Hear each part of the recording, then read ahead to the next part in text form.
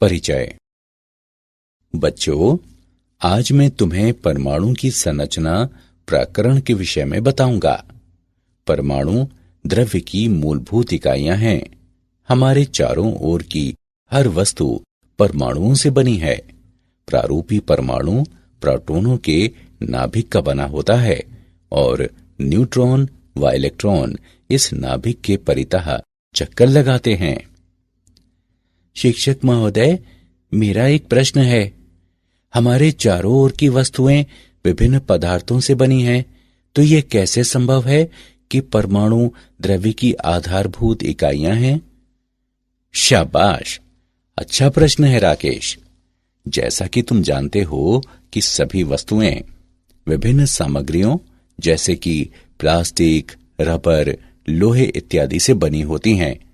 इनमें अणुओं के विन्यास तथा प्रकार अलग अलग तरह के होते हैं तथा अणु या दो से अधिक परमाणुओं का समूह होता है।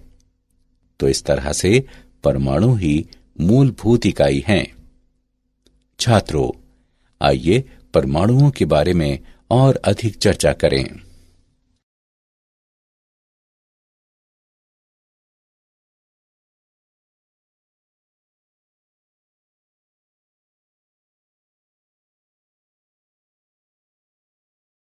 उद्देश्य। इस पाठ के अंत में आप निम्न करने में सक्षम हो जाएंगे।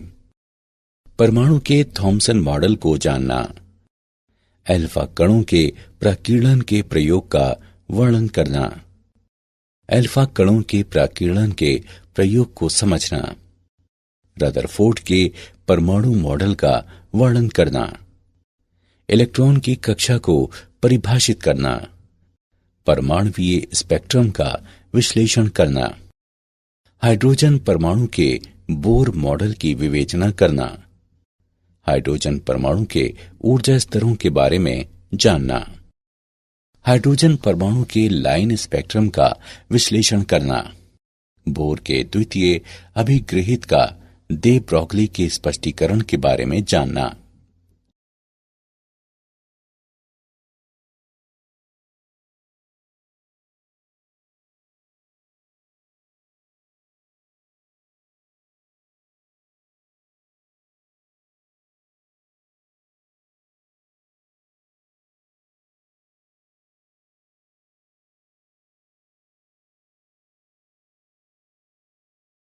थॉमसन का परमाणु मॉडल।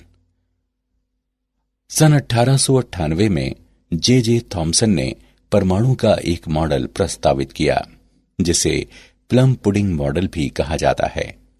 उन्होंने बताया कि परमाणु किसी धनात्मक तरल जैसे कि पुडिंग से भरा होता है, जिसमें इलेक्ट्रॉन इस तरह अंतःस्थापित रहते हैं जैसे कि तरबूज में बीज।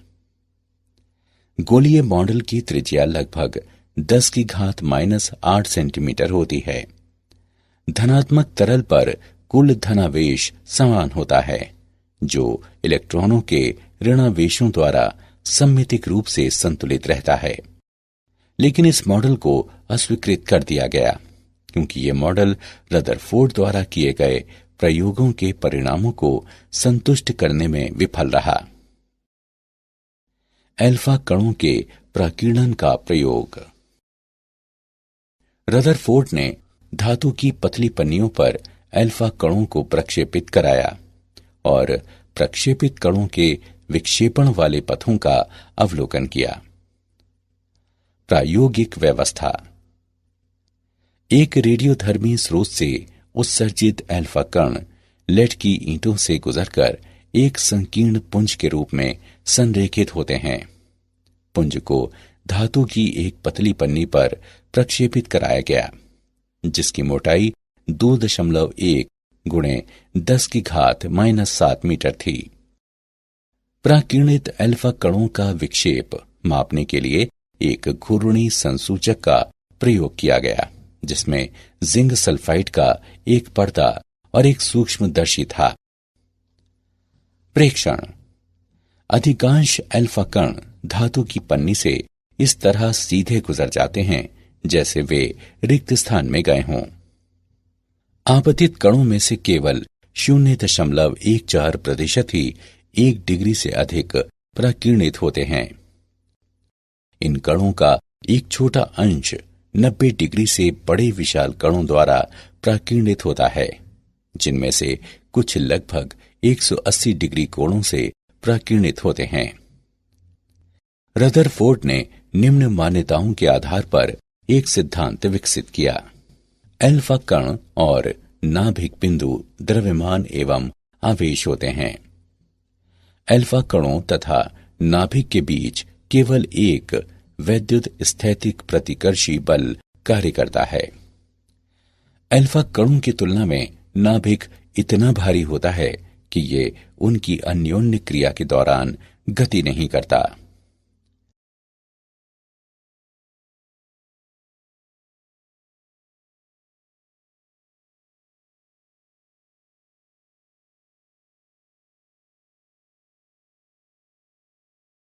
अल्फा कणों का प्रक्षेप पथ।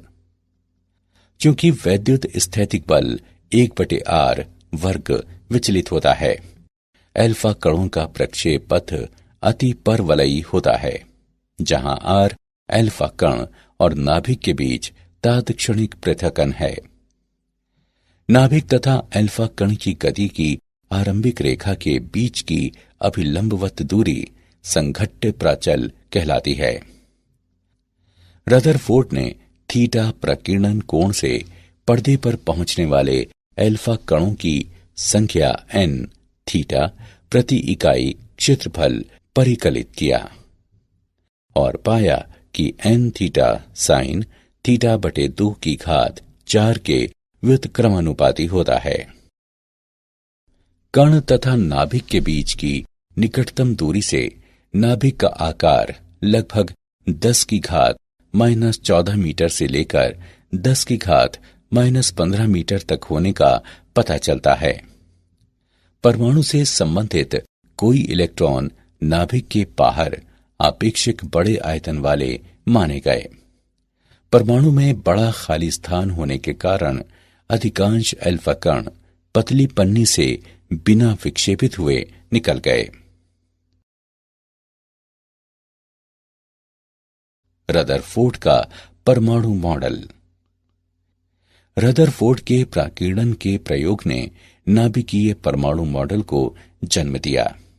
इसकी मुख्य विशेषताएं निम्न हैं। परमाणु में धनावेशित तथा भारी क्रोड होती है, जो नाभिक कहलाता है। परमाणु के आकार की तुलना में नाभिक बहुत ही कम स्थान घेरता है। नाभिक कई इलेक्ट्रॉनों से घिरा रहता है, जिससे परमाणु विद्युतिक रूप से उदासीन हो जाता है। इलेक्ट्रॉनों को नाभिक की ओर विद्युत बल आकर्षित करता है, जिसके विरुद्ध अपने स्थानों पर बने रहने के लिए वे नाभिक के परितः कक्षाओं में चक्कर लगाते हैं।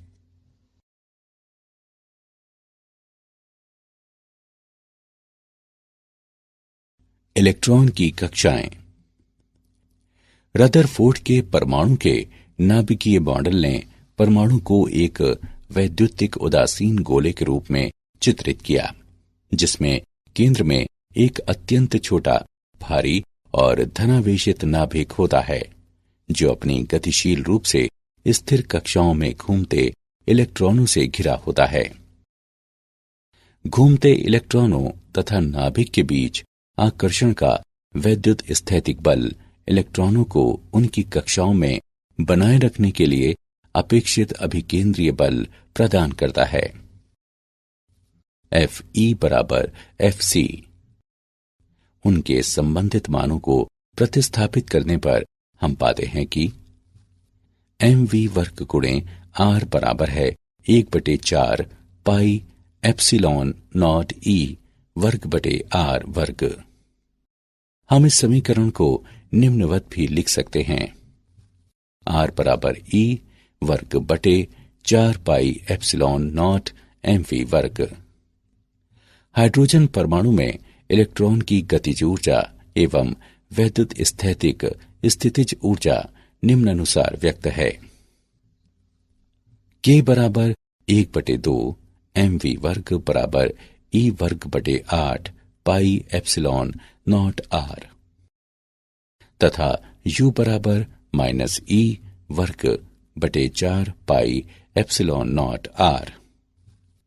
अतः एक हाइड्रोजन परमाणु में इलेक्ट्रॉन की कुल ऊर्जा निम्न होगी: E बराबर k प्लस यू, जो माइनस ई वर्ग बटे 8 पाई एप्सिलॉन नॉट r के बराबर है।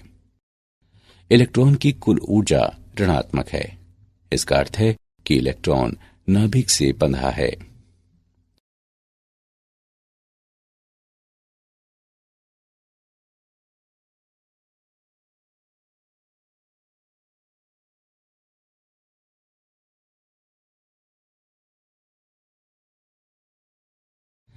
परमाणुवीय स्पेक्ट्रम। हाइड्रोजन जैसी गैस से भरी निर्वातित कांच नलिका में स्थित दो इलेक्ट्रोडों के मध्य पर्याप्त उच्च विभवांतर प्रयुक्त करके विद्युत चुंबकीय विकिरण उत्सर्जित किया जा सकता है। यदि उत्सर्जित रेखाओं का विश्लेषण किया जाए तो विविक्त रेखाओं की श्रृंखला देखी जाती है, जिसमें प्रत्येक रेखा एक विशिष्ट तरंग दैर्ध्य के संगत होती है। काली पृष्ठभूमि में चमकीली रेखाओं की ऐसी श्रृंखला उत्सर्जन रैखिक स्पेक्ट्रम कहलाती है। जब किसी गैस से श्वेत प्रकाश गुजरता है तो पारगत प्रकाश में कुछ काली रेखाएं होती हैं। ये काली रेखाएं गैस की सामग्री का अवशोषक रैखिक स्पेक्ट्रम कहलाती हैं। दृश्य क्षेत्र में रेखाओं का समूह बामर श्रेणी कहलाता है। ये रेखाएं निम्न समीकरण द्वारा वर्णित की जा सकती हैं: 1/लैम्डा बराबर r 1/2 वर्ग माइनस 1/n वर्ग। यहां n के मान 3, 4, 5 व इसी प्रकार अन्य हो सकते हैं तथा r रिडबर्ग नियतांक है, जिसका मान 1.097332 गुणे 10⁻7 प्रति मीटर होता है। दृश्य क्षेत्र के बाहर स्थित रेखाओं की अन्य श्रेणियां निम्न हैं: लाइमैन श्रेणी, जो निम्न रूप में व्यक्त है: 1/लैम्डा बराबर r 1/1 वर्ग माइनस 1/n वर्ग। यहां n के मान 2, 3, 4, 5 व इसी प्रकार अन्य हो सकते हैं। पाशन श्रेणी, जो निम्न रूप में व्यक्त है: 1/लैम्डा बराबर r 1/3 वर्ग माइनस 1/n वर्ग। यहां n के मान 4, 5, 6, 7 व इसी प्रकार अन्य हो सकते हैं। ब्रैकेट श्रेणी, जो निम्न रूप में व्यक्त है: 1/लैम्डा बराबर r 1/4 वर्ग माइनस 1/n वर्ग। यहां n के मान 5, 6, 7, 8 व इसी प्रकार अन्य हो सकते हैं। फंड श्रेणी, जो निम्न रूप में व्यक्त है: 1/लैम्डा बराबर r 1/5 वर्ग माइनस 1/n वर्ग। यहां n के मान 6, 7, 8, 9 व इसी प्रकार अन्य हो सकते हैं।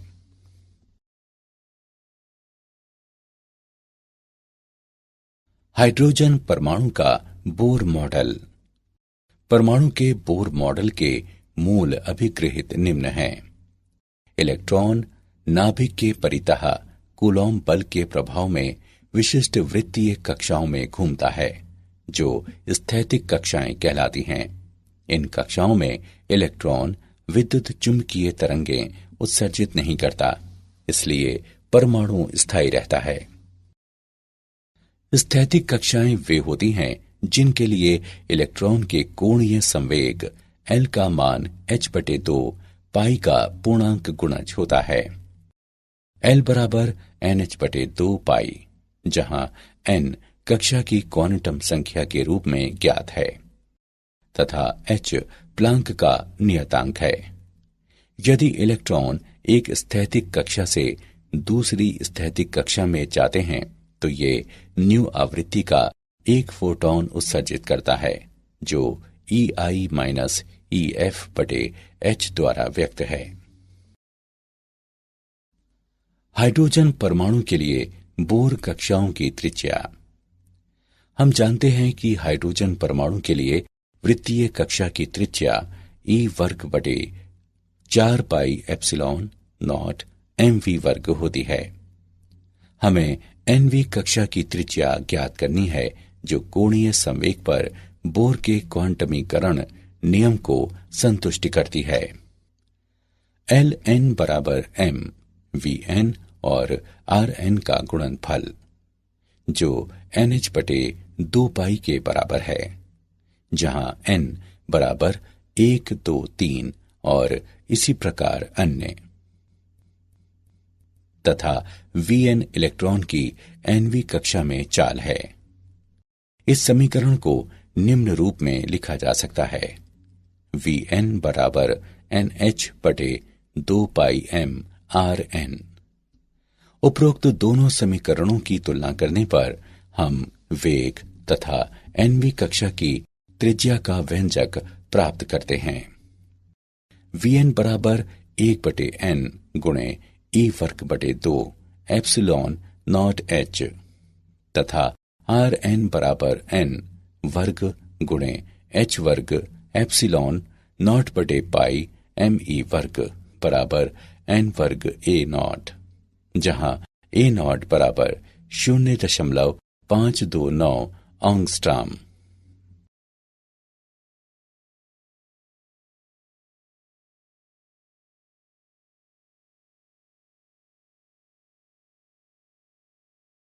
हाइड्रोजन परमाणु के ऊर्जा स्तर। हम जानते हैं कि हाइड्रोजन परमाणु की कुल ऊर्जा इलेक्ट्रॉन की गतिज ऊर्जा तथा नाभिक के कूलॉम क्षेत्र में इसकी स्थितिज ऊर्जा का योग होती है। En बराबर माइनस E वर्ग बटे 8 पाई एप्सिलॉन नॉट Rn। इस समीकरण को निम्नवत भी लिखा जा सकता है। En बराबर me की घात 4 बटे 8 एप्सिलॉन नॉट वर्ग n वर्ग h वर्ग, जहां E नॉट बराबर me की घात 4 बटे 8 एप्सिलॉन नॉट वर्ग h वर्ग। En बराबर 2.2 गुणे 10 की घात माइनस 18 जूल, जो 13.6 इलेक्ट्रोवोल्ट के बराबर है। उपरोक्त समीकरण को निम्नवत भी लिखा जा सकता है। En बराबर माइनस 13.6 बटे n वर्ग इलेक्ट्रोवोल्ट। इन समीकरणों द्वारा वे निर्दिष्ट ऊर्जाएं हाइड्रोजन परमाणु के ऊर्जा स्तर कहलाती हैं। ये स्तर ऋणात्मक रूप से इंगित करते हैं कि हाइड्रोजन परमाणु एक आबद्ध निकाय होता है। न्यूनतम स्थैतिक ऊर्जा अवस्था, जो कि तलस्थ अवस्था भी कहलाती है, n बराबर 1 के संगत होती है और इसकी ऊर्जा E1 बराबर माइनस 13.6 इलेक्ट्रोवोल्ट होती है। अगली अवस्था, जो कि प्रथम उत्तेजित अवस्था कहलाती है, n बराबर 2 के संगत होती है तथा इसकी ऊर्जा E2 बराबर माइनस 3.4 इलेक्ट्रोवोल्ट होती है तथा इसी प्रकार आगे अन्य अवस्थाएं होती हैं। क्वांटम संख्या बढ़ते जाने के साथ संगत ऊर्जा 0 के निकट आती जाती है। परमाणु की तलस्थ अवस्था से मुक्त होने के लिए इलेक्ट्रॉन द्वारा आवश्यक न्यूनतम ऊर्जा परमाणु की आयनन ऊर्जा कहलाती है। अतः हाइड्रोजन परमाणु की आयनन ऊर्जा 13.6 इलेक्ट्रोवोल्ट होती है। उदाहरण। आइए बोर के हाइड्रोजन परमाणु मॉडल का एक उदाहरण देखें। बोर के हाइड्रोजन परमाणु की तलस्थ अवस्था में इलेक्ट्रॉन द्वारा उत्सर्जित विकिरण की न्यूनतम से अधिकतम तरंगदैर्ध्य का अनुपात ज्ञात करें। आइए इसका हल देखें। इलेक्ट्रॉन दो ऊर्जा स्तरों N1 और N2 के बीच पारगमन के संगत विकिरण ऊर्जा 13.6 गुणे 1/N1 वर्ग माइनस 1/N2 वर्ग इलेक्ट्रोवोल्ट होगी। E न्यूनतम है जहां N1 बराबर 1 और N2 बराबर 2। E न्यूनतम बराबर है 13.6 गुणे 3/4 इलेक्ट्रोवोल्ट। E अधिकतम है जहां N1 बराबर 1 और N2 बराबर अनंत। E अधिकतम बराबर 13.6 इलेक्ट्रोवोल्ट।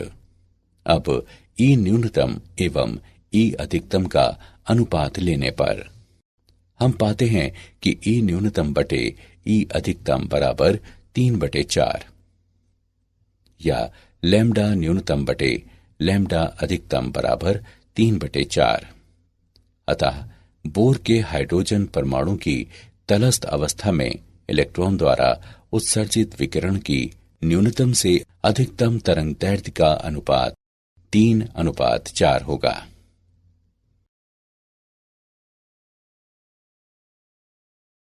हाइड्रोजन परमाणु का लाइन स्पेक्ट्रम। परमाणुओं के निकाय में सामान्य तापमान पर अधिकांश परमाणु तलस्थ अवस्था में रहते हैं। यदि हाइड्रोजन परमाणुओं के ऐसे निकाय पर श्वेत प्रकाश डाला जाता है तो संक्रमित प्रकाश के विविध तरंगदैर्ध्यों वाले विकिरण नहीं होते। हाइड्रोजन का ये अवशोषण स्पेक्ट्रम लाइमैन श्रेणी के संगत होता है।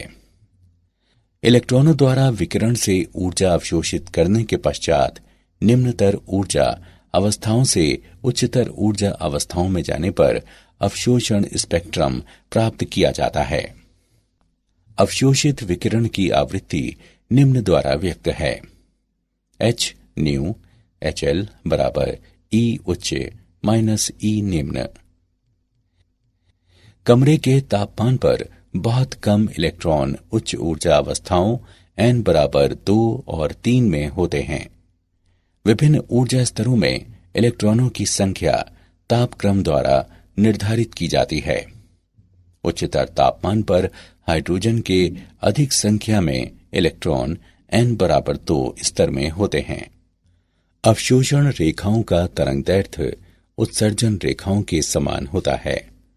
उत्सर्जित प्रकाश तथा अवशोषित प्रकाश की आवृत्ति परिकलित करने के लिए इस संबंध का उपयोग किया जाता है। E2 माइनस E1 बराबर h न्यू 12 जो Hc बटे लैम्डा 12 के बराबर है। बोर के क्वांटमीकरण के द्वितीय अभिग्रहित का दे ब्रॉगली द्वारा स्पष्टीकरण। दे ब्रॉगली ने कक्षा में घूमते इलेक्ट्रॉन के कोणीय संवेग पर क्वांटमीकरण प्रतिबंध की व्याख्या प्रस्तुत की। दे ब्रॉगली के अनुसार जब कोई इलेक्ट्रॉन एक परमाणु की स्थैतिक कक्षा में होता है तो ये एक प्रकार की अनुनादी स्थिति में होता है। इलेक्ट्रॉन के तरंग दैर्ध्य पर अनुनादी दशा के लिए आवश्यक होता है कि एक इसकी कक्षा की परिधि पर एक स्थायी तरंग बनाए रखी जाए। अतः इलेक्ट्रॉनों की कक्षा की परिधि में इसके दे ब्रॉगली तरंग दैर्ध्य की एक पूर्णांक संख्या होती है। 2πr बराबर n लैम्डा, जहां n बराबर 1, 2, 3 इत्यादि। m द्रव्यमान तथा v चाल वाले इलेक्ट्रॉन के लिए दे ब्रॉगली तरंगदैर्ध्य h बटे mv होगा। इसे इस रूप में लिखा जा सकता है mvr बराबर nh बटे 2π। ये बोर का कोणीय संवेग क्वांटमीकरण प्रतिबंध है। क्या आप जानते हैं ब्रह्मांड में परमाणुओं की संख्या लिखने के लिए 10 से 80 शून्य लगाने होंगे। कुछ निश्चित दशाओं में परमाणुओं को 200 प्रकार के अल्पजीवी अवपरमाणविक कणों में विभक्त किया जा सकता है। नाभिक के कण विविध अन्य अति सूक्ष्म कणों से बने होते हैं जो क्वार्क कहलाते हैं। 1890 के दशक में वैज्ञानिकों का विचार था कि परमाणु बिलियर्ड की गेंदों की तरह ठोस होते हैं और पूर्णतः अविखंडनीय होते हैं। इलेक्ट्रॉन प्रोटॉनों से 1836 गुने छोटे होते हैं, इसलिए इनका भार लगभग नगण्य होता है।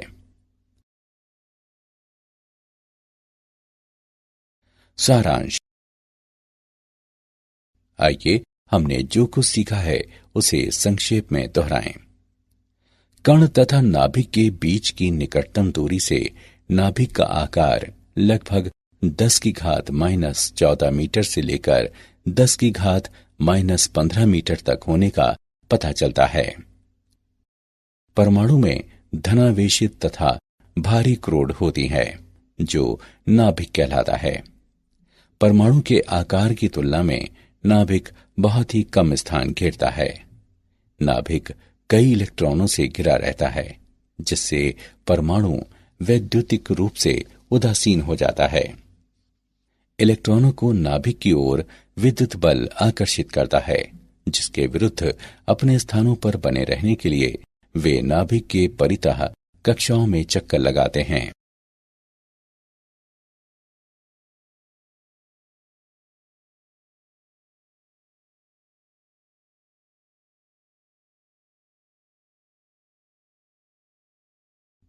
जब किसी गैस से श्वेत प्रकाश गुजरता है तो पारगत प्रकाश में कुछ काली रेखाएं होती हैं।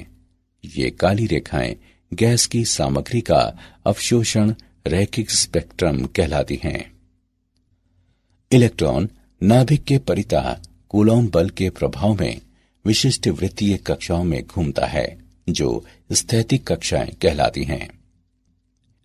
परमाणु की तलस्थ अवस्था से मुक्त होने के लिए इलेक्ट्रॉन द्वारा आवश्यक न्यूनतम ऊर्जा परमाणु की आयनन ऊर्जा कहलाती है।